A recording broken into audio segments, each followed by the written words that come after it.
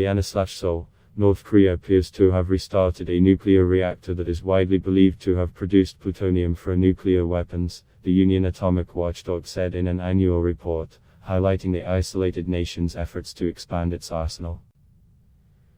The signs of operation at the 5-megawatt VIENNA reactor, which is seen as capable of producing weapons-grade plutonium, were the first to be spotted since late 2018, the International Atomic Energy Agency said in the report, dated Friday.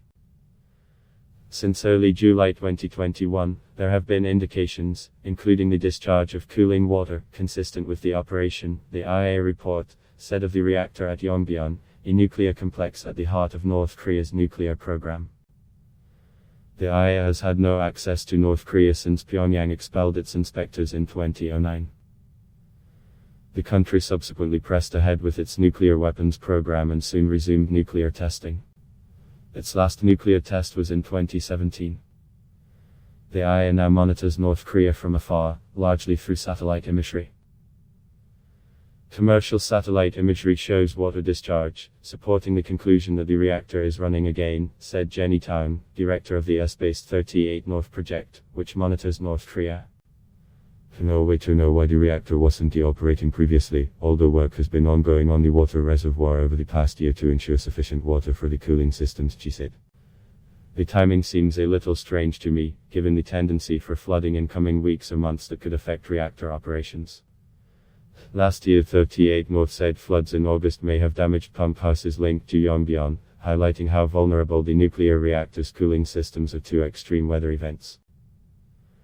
Seasonal rains brought floods in some areas this year, state media have said, but there have been no reports yet of threats to the site, the Yongbyon Nuclear Scientific Research Center.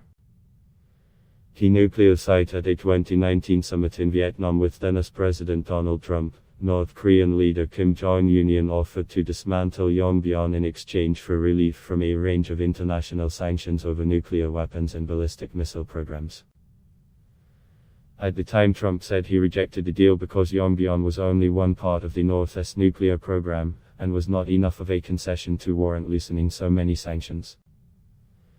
As President Joe Biden's administration has said it reached out to the North Koreans to offer talks, but Pyongyang has said it has no interest in negotiating without a change in policy by the United States. There has been no agreement governing these facilities for a long time now, said Joshua Pollack, a researcher at the James Martin Center for Nonproliferation Studies (CNES). In June, the IAEA flagged indications of possible reprocessing work at Yongbyon to separate plutonium from spent reactor fuel that could be used in nuclear weapons. In Friday's report, the agency said the 5-month duration of the apparent work, from mid-February to early July, suggested a full batch of spent fuel was handled, in contrast to the shorter time needed for waste treatment or maintenance. The new indications of the operation of the 5-megawatt reactor and the radiochemical reprocessing laboratory are deeply troubling, it said in the report, which was issued without notice.